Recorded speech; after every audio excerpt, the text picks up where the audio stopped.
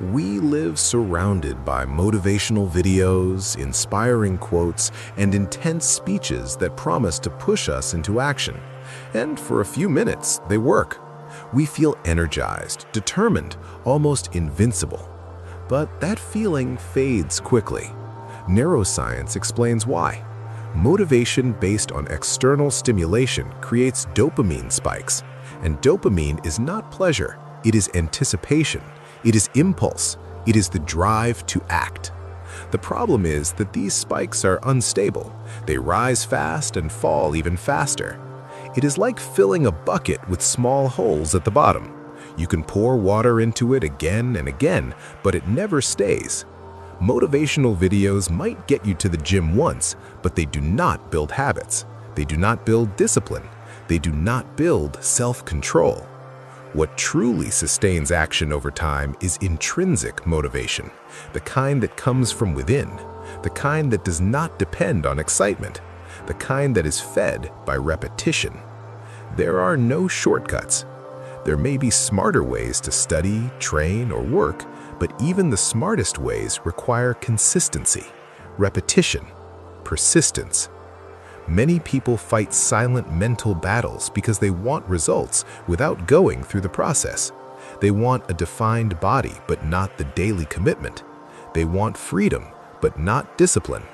And this is where self-control enters.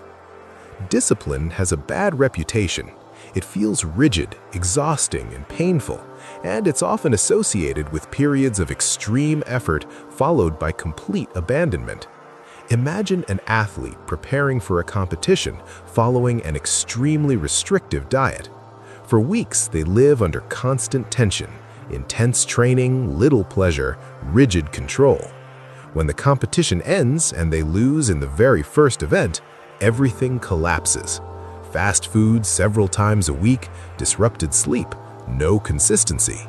Rigidity eventually demands its price.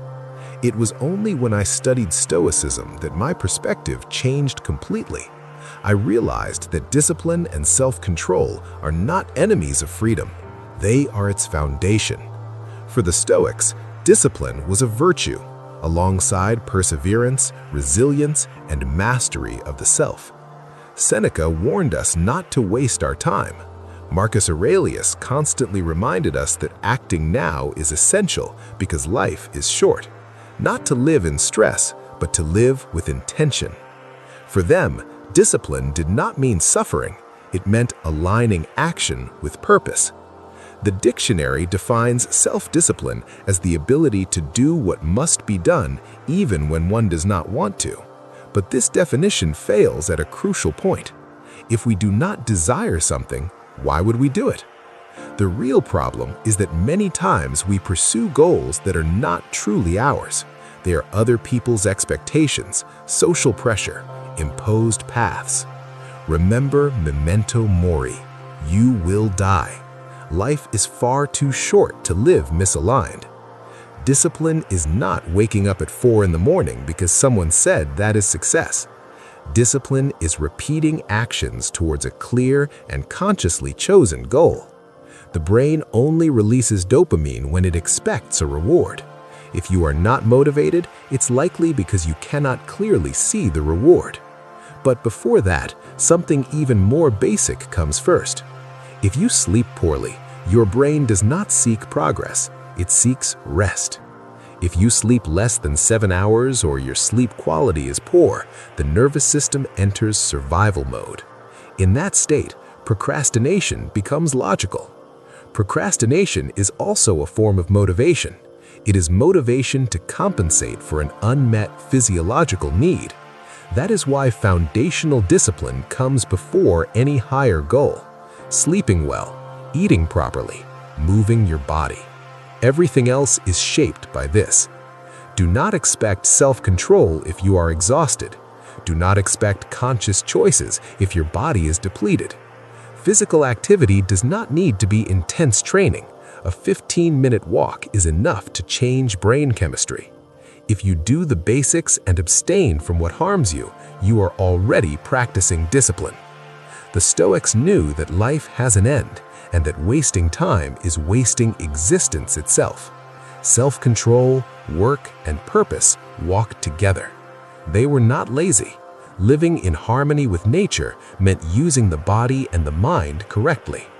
Epictetus said it was the confrontation with adversity that made Hercules the hero he became. Without challenges, there would be no greatness. The world offers challenges because we were made for them, not to numb life with distractions. Self-control is the ability to say no, even to good things. Steve Jobs said that focus is knowing how to say no to good ideas, because saying yes to everything means moving forward in nothing. We do not control the distractions of the world. We control our response to them, and that response can be trained. The brain does not learn in leaps. It learns through repetition, through exposure, through practice. Each temptation resisted weakens its power. Each conscious choice strengthens your freedom. That's what the Stoics called freedom. Not doing whatever you feel like, but doing what you choose. Work is part of our nature. Marcus Aurelius reminded himself of this every morning. We were not made for constant comfort. We were made to contribute. But there is also time to rest. Intense work, intense rest. Not balance, contrast. When you find a goal aligned with your nature, discipline stops being punishment. It becomes expression. Seneca said that life is short and that much of it is wasted. Without clear goals, energy dissipates. Discipline without purpose exhausts.